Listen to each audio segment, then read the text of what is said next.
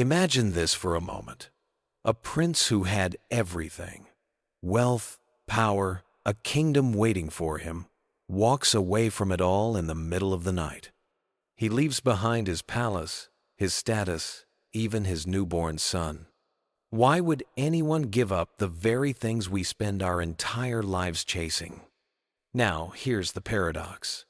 That prince later became the Buddha, one of the greatest teachers of wisdom and peace the world has ever known. And the path that led him there wasn't about gaining more, it was about letting go. That raises a question that touches every one of us. If even the Buddha had to face loss and choose to release what seemed impossible to give up, what can we learn from his story? Because let's be honest, each of us is holding on to something right now. Maybe it's a relationship that's slipping away. Maybe it's regrets from the past or fears about the future. Sometimes it's even the identity we've built, our job title, our role in the family, our sense of being needed. We cling because it feels safe. But deep down, we know that holding on too tightly often brings more suffering than peace. The Buddha's life shows us something both radical and healing. Letting go is not the same as losing. Letting go can actually be the beginning of true freedom. And that's what this video is about. I want to take you through real stories from the life of the Buddha, moments when he had to release something dear, when he had to confront both inner struggles and outer challenges. These aren't just ancient tales. They carry timeless wisdom that can guide us in the modern world, whether you're dealing with stress, heartbreak, or simply the weight of everyday responsibilities. Think about it this way. If a man who could have ruled as a powerful king chose instead to walk barefoot into the unknown, what gave him the courage? And more importantly, what did he discover on the other side of that choice? Here's what I've learned, and maybe you've noticed this in your own life too. Sometimes the things we fear losing the most are the very things that keep us trapped.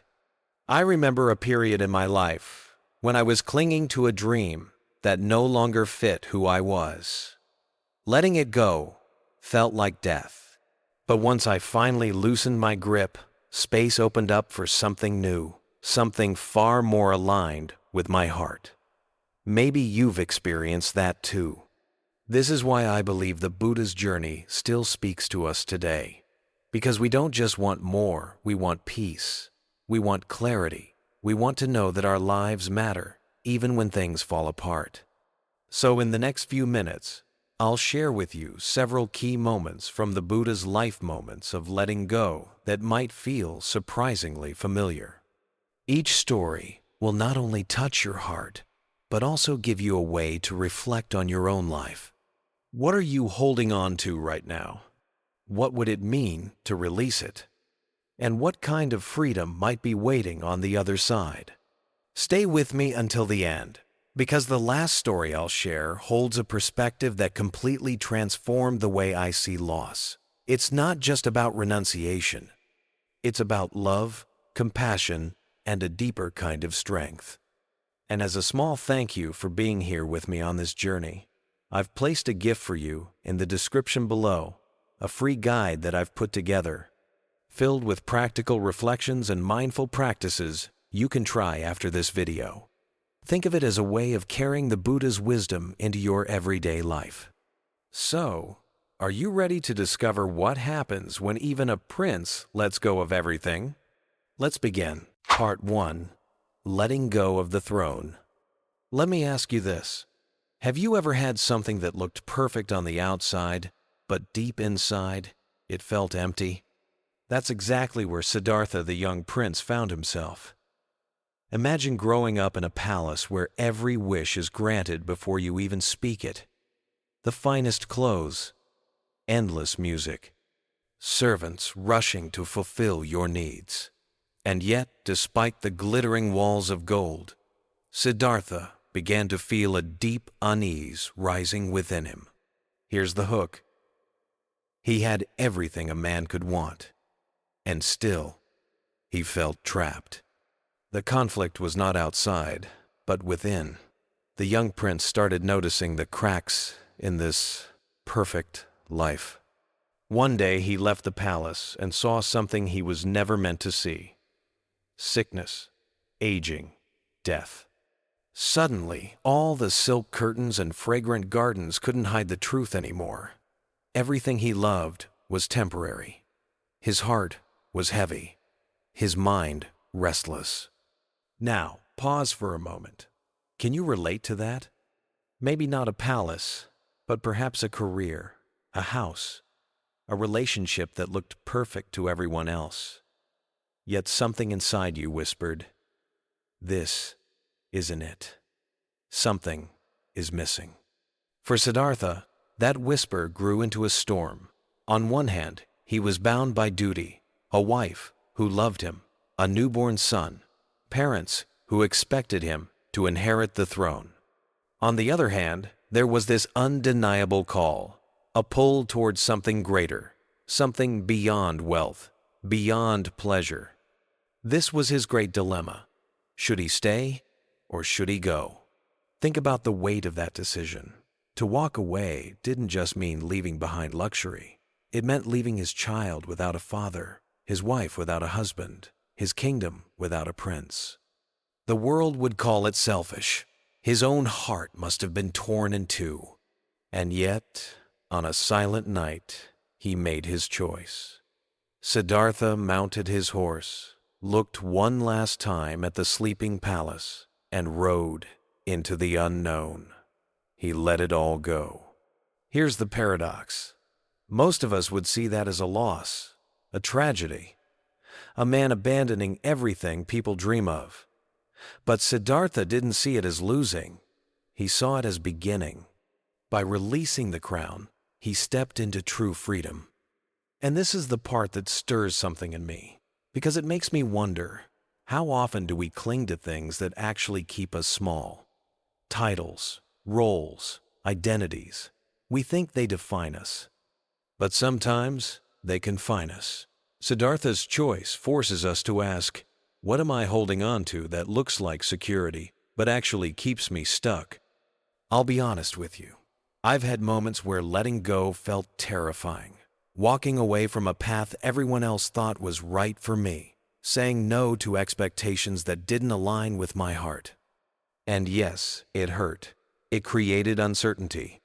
But looking back, those moments were the exact doorways to freedom. And maybe, just maybe, that's the lesson Siddhartha leaves us with. Letting go isn't about losing. It's about making room for something truer to emerge. So I want to invite you. Take a breath right now. Ask yourself, if you had the courage to set down just one thing that weighs on you, what might your life open up to? Because that's exactly what Siddhartha discovered. By leaving the palace, he didn't walk into emptiness. He walked into the possibility of awakening. And this is just the first story. Stay with me, because in the next part, we'll step deeper into his journey, where letting go took him from one extreme to another, the harsh path of self-denial. And what he discovered there might surprise you. Part 2. Letting go of pleasure, the journey of extreme asceticism. Have you ever swung from one extreme to the other, hoping that the answer must be hiding there? That's exactly what happened to Siddhartha after leaving the palace. He had walked away from every luxury, every comfort, every pleasure. But instead of finding peace, he was still haunted by the same question. What is the true path to freedom?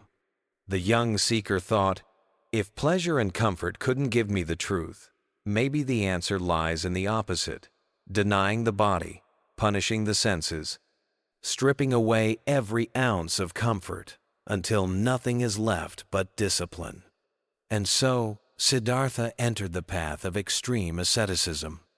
For years he lived in forests and caves. He ate so little that his body became nothing but skin and bone. He deprived himself of sleep, warmth, even the basic needs of life. His ribs showed. His strength faded. His body trembled on the edge of collapse. To others he looked less like a man and more like a shadow of one. And yet, enlightenment did not come. Here's the tension. Siddhartha was admired by many other ascetics. They praised his discipline. They thought he was close to the highest truth. But deep inside, Siddhartha knew something was wrong. The suffering he imposed on himself was just another prison, different from the palace, but still a prison. Can you feel the conflict here? On one side, the world was applauding his self-denial. On the other, his own heart whispered, "This is not the way." I wonder if you've ever been in that place, doing something everyone else calls right or admirable, but deep down, you feel it's hollow.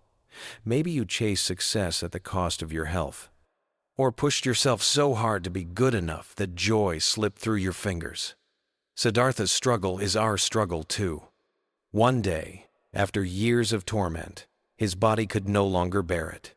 He collapsed, weak and faint, lying near a river. In that moment of despair, something shifted. He realized, starving the body did not free the mind. Pain was not wisdom. Denial was not liberation. And then, something remarkable happened. A kind village girl, Sujata, offered him a bowl of milk rice. At first, Siddhartha hesitated. Taking food would mean breaking his vow, disappointing his fellow ascetics, losing the admiration of those who called him a holy man. But in that quiet moment, he saw the truth. Clinging to extremes, whether pleasure or pain, was never the answer. He accepted the food. He nourished his body. And with that simple act of letting go, he discovered what we now call the middle way. Here's the lesson. True freedom doesn't live in extremes, not in indulgence, and not in punishment, but in balance, in harmony, in the path between. And this resonates deeply with me, because I've seen how easy it is to swing to extremes. We overwork until exhaustion.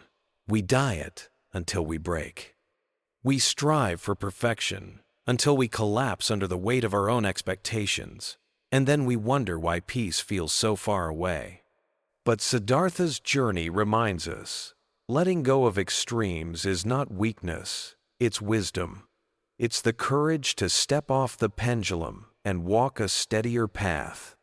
So I'll ask you, where in your life are you stuck in an extreme, pushing too hard, or indulging too much? What might it feel like to step back, breathe, and choose balance instead? Because in that moment by the river, Siddhartha discovered something profound.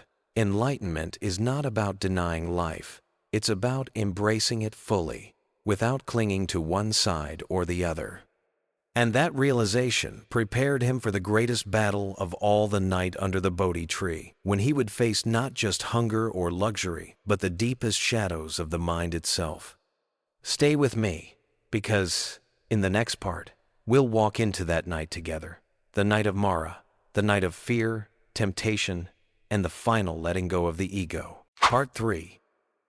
Letting go of the ego. Defeating Mara. Have you ever wondered what it truly means to win not over someone else, but over yourself? Under the Bodhi tree, more than 2,500 years ago, a young man sat still, silent and unshaken. His name was Siddhartha. He wasn't holding a sword. He wasn't surrounded by an army. And yet, in that moment, he was facing the greatest battle of his life. The enemy wasn't outside of him. It wasn't a rival kingdom or a political threat. It was something far more intimate: fear, desire, doubt, and the endless whisper of the ego. And that enemy took form as Mara, the Lord of Illusion. Can you imagine it? Sitting there, alone, in the stillness of the night, the air heavy, the silence pressing on your chest, and suddenly your mind throws everything it can at you. Memories, temptations, the ache of old fears. That was Siddhartha's battle. Mara appeared with weapons of distraction. He brought armies of demons, storms of doubt, and visions of wealth and power. He even whispered, "Who are you to think you can awaken? Who are you to believe you can go beyond suffering?" It wasn't just noise. It was the deepest voice inside the ego clinging desperately, afraid to disappear. And here's the part that moves me every time. Siddhartha didn't fight back with anger. He didn't resist with force. Instead, he sat deeper. He touched the earth. And he said, "This earth is my witness." That moment right there is where the meaning of letting go of the self becomes alive. Because the greatest prison isn't the walls around us. It's the voice inside that says, "I am this. I own this. I must win. I must prove myself." When Siddhartha let go of that voice, something shifted. Now, let's pause for a second. How many of us are still fighting our own Mara every single day? We may not sit under a Bodhi tree, but Mara shows up in our lives too. In that voice that says, "You're not enough." In that restless urge that says, "You'll only be happy if you achieve more, buy more, or prove more." In that quiet fear that whispers, "What if you fail? What if you lose? What will people think of you?" That's Mara speaking. That's the ego tightening its grip. But here's the wisdom. The Buddha showed us that victory doesn't come from crushing those voices. It comes from seeing them clearly and not clinging to them. Fear comes. You see it. You breathe. You let it pass. Desire arises. You notice it. You don't feed it. Doubt whispers. You smile at it, but you don't let it define you. This is the art of letting go of the self, not in a way that makes you empty, but in a way that makes you free. Personally, this teaching has always felt like a mirror to my own life. I used to think strength was about control, about proving myself, about holding on tightly to who I thought I was. But the more I practice, the more I see that true strength is in release. When I let go of the need to be someone, I start to breathe more deeply. I start to feel lighter. And maybe you've felt this too in those rare moments when you stop trying so hard, and suddenly life feels spacious. That's not weakness, that's awakening. So let me ask you, what would it look like for you to face your Mara today? Maybe it's a fear of change. Maybe it's the ambition that never lets you rest. Maybe it's the pride that won't allow you to forgive. What if, just for a moment, you put down the sword? What if you sat still and said, "I see you, but you don't own me"? That's how liberation begins. Not someday in the distant future, but right here, in the middle of our ordinary lives. And if this story speaks to you, I invite you to carry it with you, not as something ancient, but as something living. The battle under the Bodhi tree isn't just history. It's your story. It's my story. It's the story of every human heart learning to let go. So, the next time doubt or fear comes knocking, remember this: you don't need to fight it. You only need to witness it and let it pass. That's where true freedom begins. If this message resonates with you, stay connected. Share it with someone who might need to hear it today. And if you'd like to walk further on this path of wisdom and peace, make sure you subscribe because there's so much more we can explore together. Now, let me leave you with this question.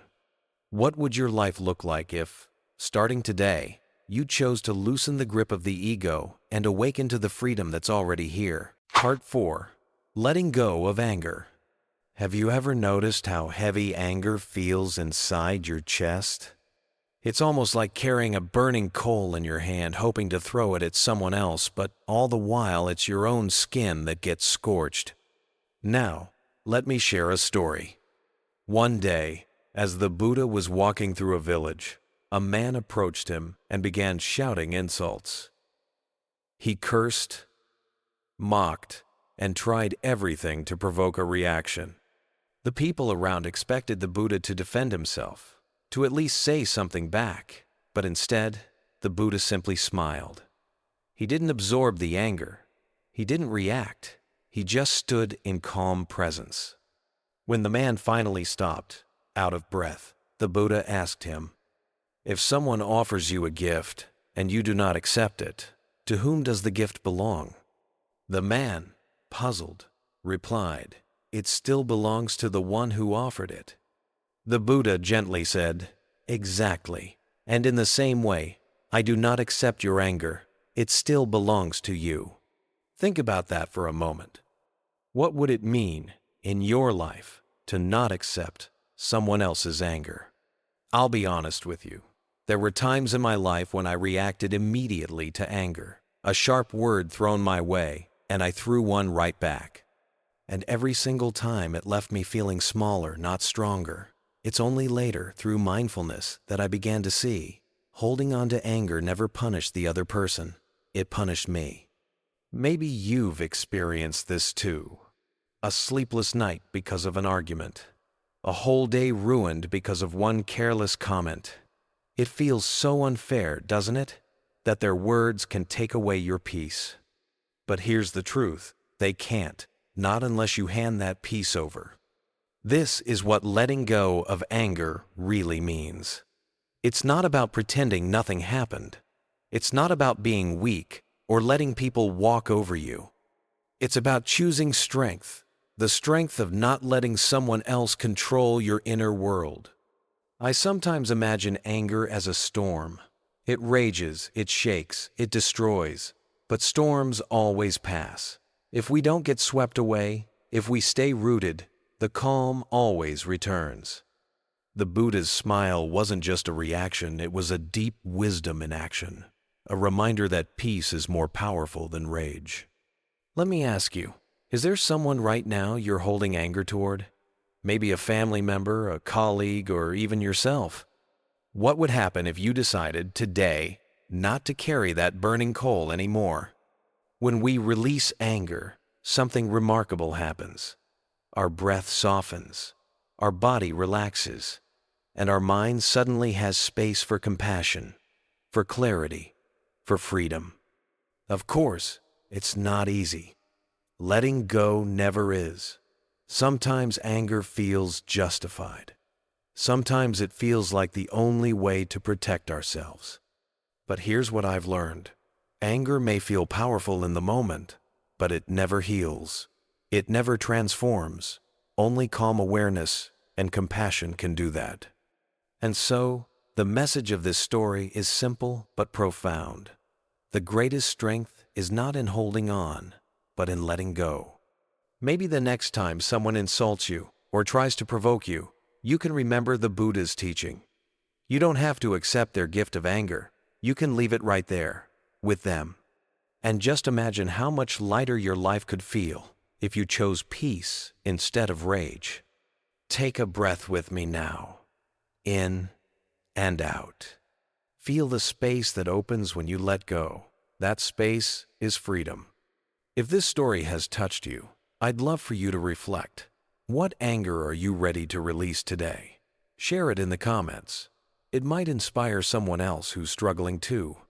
And if you'd like to walk further on this path of inner freedom, don't forget to subscribe and share this video. Together, we can spread wisdom that heals, one story at a time. Part 5. Letting Go of Attachment, the raft story. Have you ever held on to something long after it had served its purpose? A relationship, a belief, or maybe even a habit that once gave you comfort but now only weighs you down. The Buddha once told a story that captures this so beautifully. He spoke of a man who needed to cross a dangerous river. The currents were strong, the waters uncertain. To survive, the man built a raft. Piece by piece, he tied sticks together until it carried him safely to the other side. Now here's the question. Once he reached the opposite shore, should he carry that raft on his back for the rest of his journey, or should he let it go? Most of us smile and say, "Of course, let it go." But in real life, don't we all carry our rafts? That raft might look like the stories we tell ourselves. I'm not good enough. I can't change. This is who I am. Or it might look like our clinging to religion, philosophy, even spiritual practices, things that once guided us but can later become another form of attachment. And here lies the deeper teaching. The Buddha reminded us, even the Dharma, even the very teachings themselves, are like the raft. They are meant to carry us across suffering. But once we've crossed, once we've awakened to wisdom, we don't need to drag the raft forever. Think about that for a moment. How often do we cling to ideas, rules, or even identities because they once helped us survive? And yet, the tighter we hold on, the heavier life feels. I'll be honest with you. This was a hard lesson for me too. There was a time in my life when I clung so tightly to meditation routines, to rules, to the right way of practicing. I believed that if I didn't follow every detail, I wasn't doing it correctly. But over time, I realized that the point of practice isn't the practice itself. It's the freedom it gives. The raft is precious, yes, but it is not the destination. So, let me ask you, what raft are you still carrying? Is it a belief about who you should be? Is it a habit that no longer serves your growth? Or maybe even a teaching that once opened your heart but now feels like a cage? The courage to let go doesn't mean disrespecting the past. It means honoring it. The man who leaves the raft behind doesn't curse it. He bows to it, grateful for saving his life. But then he walks on, lighter, freer. And that's exactly what letting go feels like. Not a loss, but a relief. Not emptiness, but space. When we release what we no longer need, we don't lose ourselves, we meet ourselves more clearly. This is the art of true freedom. So as you sit with this story, maybe ask yourself, what am I still carrying that I no longer need? What raft has brought me this far and is now waiting to be set down? And if this reflection stirred something in you, I invite you to carry this question into your week, maybe even share it with a friend. Because sometimes, simply voicing what we're ready to release is the very first step toward real freedom. And if you'd like to keep exploring these timeless teachings with me, don't forget to follow this channel. Together, we'll keep crossing rivers and maybe, just maybe, we'll learn when to set the raft down. Part 6. Letting go of control. Embracing impermanence. Have you ever noticed how much energy we spend just trying to keep everything under control? We plan, we worry, we cling to people and moments as if holding tighter will somehow stop time from moving forward. But what if the very act of holding on is what makes us suffer? This question takes us back to a defining moment in the Buddha's life. He was still Prince Siddhartha then, living in luxury behind palace walls. His father tried to protect him from the harsh realities of life. But eventually, Siddhartha left those walls and came face to face with what no amount of wealth or power could prevent. Old age, sickness, and death.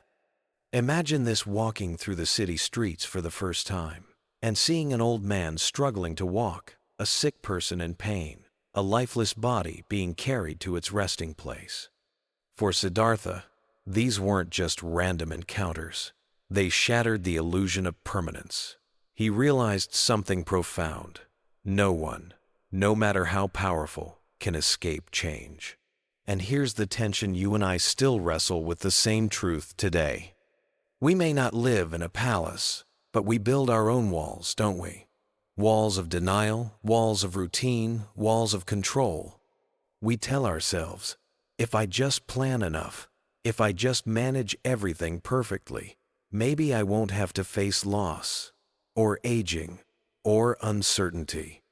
But life has its own rhythm, and sooner or later, those walls crack. Here's where it gets personal. I used to be someone who always wanted to control outcomes. From small things like conversations, thinking of the perfect reply before the other person even finished speaking, to big things like planning my life years ahead. But life had other plans. A sudden illness in the family, a job loss I didn't see coming, and in those moments I realized the tighter I tried to grip life, the more it slipped through my fingers. The Buddha's insight was simple, but it cuts deep. Everything is impermanent. Our bodies, our relationships, our successes, even our struggles, they all change. Fighting this truth only multiplies our suffering. But when we stop fighting, something shifts. Instead of clinging, we begin to appreciate. Instead of fearing change, we flow with it. Impermanence stops being a curse and becomes a teacher. Think about it this way. Flowers bloom and they fade. Sunsets appear and they vanish. A child grows up and one day leaves home. Isn't it true that their beauty, their meaning, comes from the fact that they don't last forever? What would life look like if we saw our own moments like that precious because they are fleeting? This doesn't mean we give up on life or stop caring. It means we learn to hold life with open hands instead of clenched fists. We still love deeply, but without demanding that love stay frozen. We still work hard, but without the illusion that success will shield us from change. We live fully, but we stop pretending we're in control. And here's a question I want you to sit with. What in your life right now are you holding on to too tightly? Is it a relationship, afraid it might change? A dream, afraid it might fail? Or maybe even an image of yourself that you don't want to let go of? Take a breath, notice it, and ask, what would happen if, just for a moment, I loosened my grip? For me, when I started practicing this, I found something unexpected. Letting go didn't make me weaker, it made me freer. I began to notice small joys I had overlooked. A smile from a stranger, the comfort of tea on a quiet morning, the peace that comes from simply being here, now, instead of trying to control what tomorrow might bring. The Buddha's encounter with suffering wasn't the end of his journey, it was the beginning. By seeing impermanence clearly, he didn't fall into despair, he found the doorway to freedom. And we can walk through that doorway too, if we're willing to release our need for control. So let me leave you with this thought. Maybe true freedom isn't about bending life to our will. Maybe it's about flowing with life as it is changing, unpredictable yet full of beauty in every passing moment. And if this resonates with you, take a second to reflect or even share your thoughts below. I'd love to hear what you're learning to let go of. And if this message feels valuable, don't forget to subscribe or share this video with someone who might need it today. Because sometimes the most healing gift we can give another person is simply a reminder. Nothing lasts forever. And that's what makes life so incredibly precious. Part 7. Letting Go of the Pain of Loss. The Story of Kisa Gotami. Let me share with you a story that has touched the hearts of millions for centuries. It's not just an ancient tale. It's a mirror reflecting the deepest truth about our human journey through loss, love, and healing. What happens when the pain of losing someone you love becomes so heavy that you can't breathe, you can't think, you can't imagine tomorrow? That was the world of Kisa Gotami. She was a young mother, filled with all the hopes and joys any parent would have. But one day, everything shattered. Her only child, the light of her life, suddenly died. Can you picture that moment? Her arms, once full of warmth and laughter, now held only silence. In her grief, she couldn't accept it. She clutched her child's body, refusing to let go. She went from house to house, begging strangers for medicine, for a cure, for anything that could bring him back. People looked at her with pity. Some turned away. Others whispered. But in her eyes, she wasn't insane. She was a mother still fighting for her child. And here comes the question that pierces the soul. How do you tell a grieving mother that what she loves most is gone forever? Someone finally told her, "Go to the Buddha. Maybe he can help." With the last thread of hope, she carried her child to the Blessed One. Her voice trembled, her body weak, but her heart still burning with desperate faith. She cried out, "Please, Lord, give me the medicine that will save my son." The Buddha looked at her not with judgment, not with dismissal, but with deep compassion.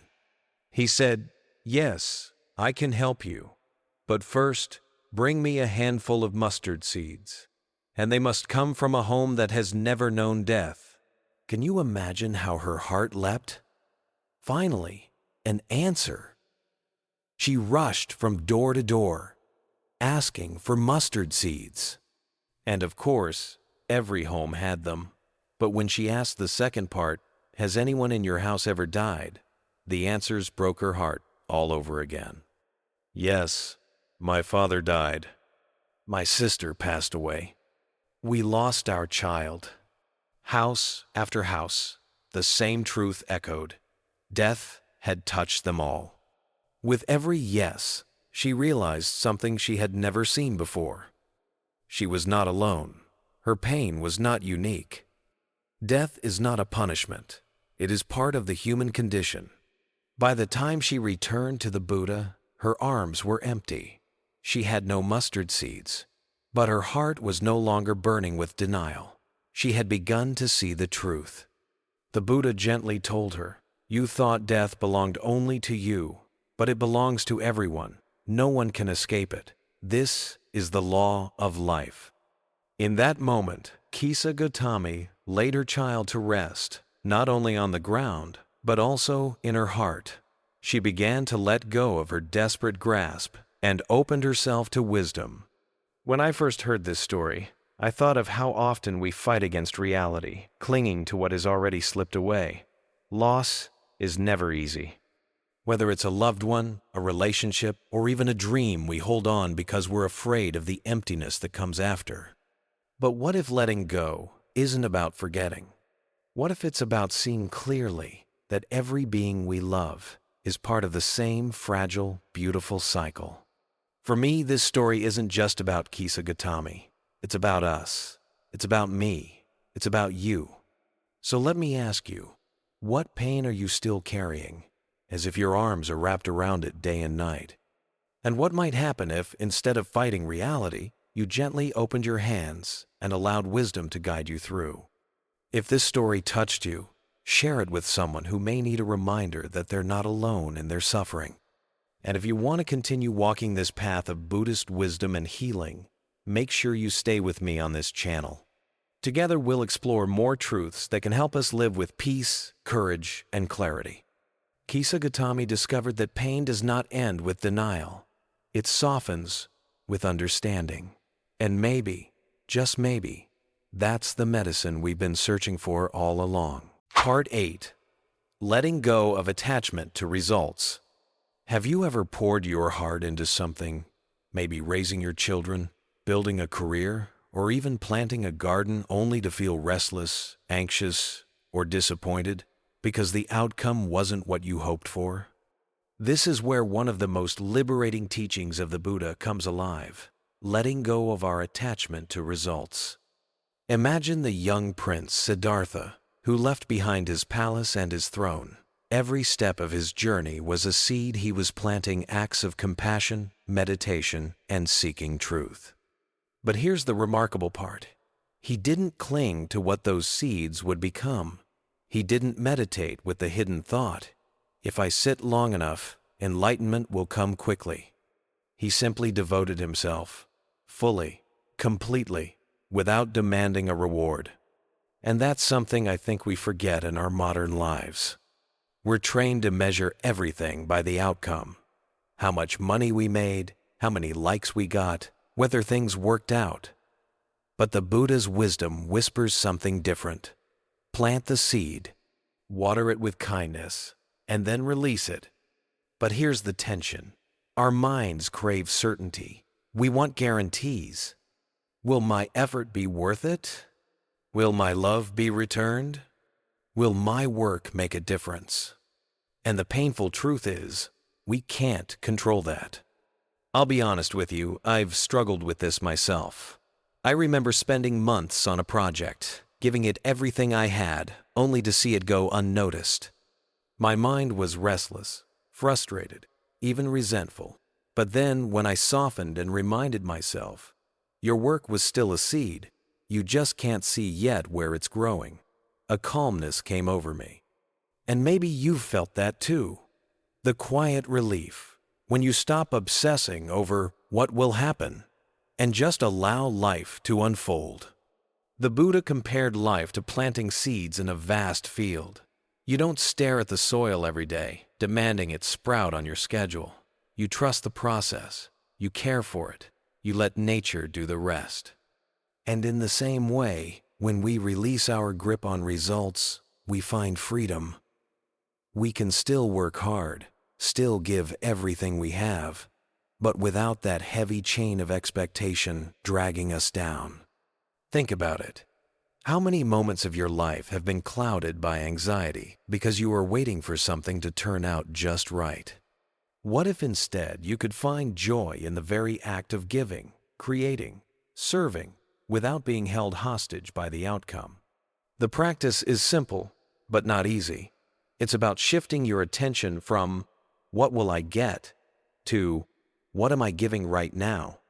The Buddha's teaching is clear. Do the right thing. Plant seeds of compassion and wisdom, but do not cling, because attachment to results is what creates suffering.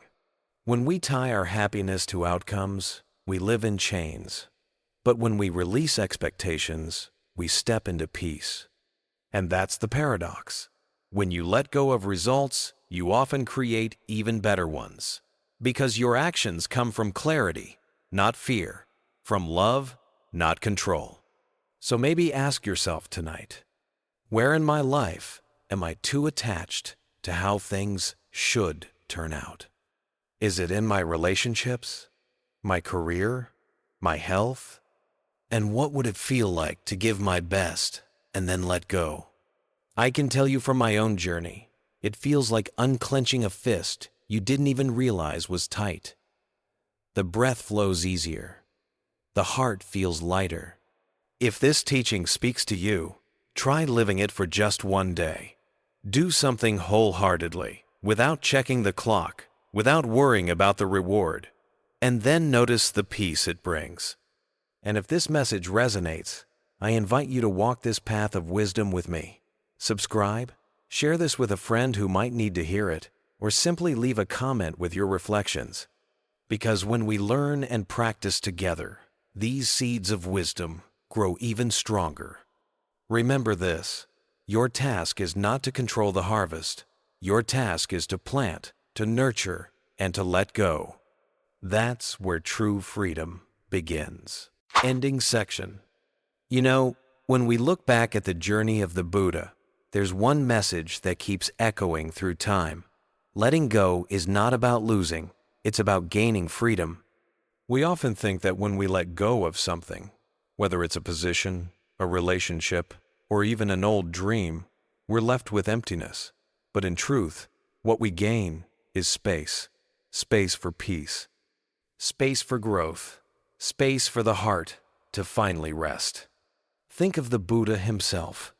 He left behind wealth, comfort, even the throne that was waiting for him. To the world, it looked like loss. But what he discovered was the deepest freedom a human being could ever touch. A freedom from fear, a freedom from clinging, a freedom that allowed him to see life clearly, without chains. And here's the truth. This is not just a story from thousands of years ago. It's not something reserved only for monks or saints. It's a path each of us can walk, even in the middle of our busy modern lives. So let me ask you, what would it look like if today, just today, you chose to let go of one small thing that weighs you down? Maybe it's the expectation that you always have to be perfect. Maybe it's that grudge you've carried for years, hidden in the back of your heart. Or maybe it's as simple as letting go of the constant urge to control how everything should turn out. When you loosen your grip, even just a little, you'll feel it. The body softens, the breath deepens, the mind becomes lighter. And sometimes, that tiny act of letting go is enough to change the way your entire day unfolds. I'll share something personal. There was a time when I held on so tightly to what others thought of me. Every criticism felt like a wound, every opinion like a judgment I couldn't escape. But one day, after years of carrying that invisible weight, I realized none of those voices defined me. The moment I let go of that need for approval, I felt a freedom I hadn't known since childhood.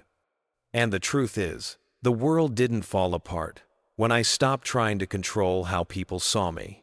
In fact, life became more honest, more real, and much more peaceful.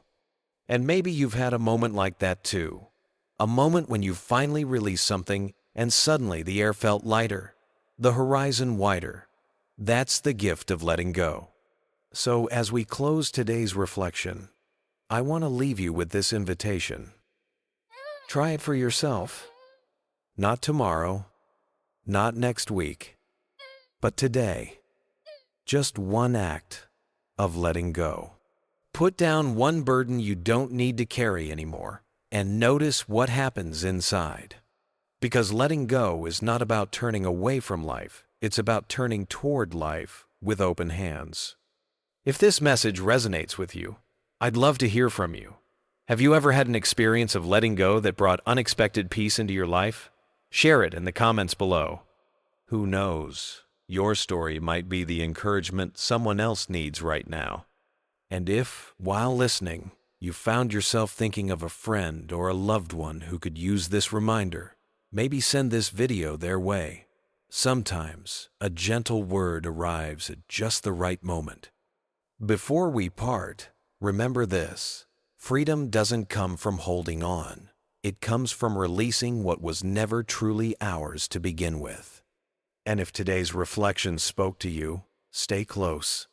In our next video, we'll explore something deeply connected: how Buddhist monks master the art of letting go. It's a journey into the heart of peace, and I'd love for you to walk it with me. Until then, may you breathe deeply, live gently, and discover the quiet joy of letting go.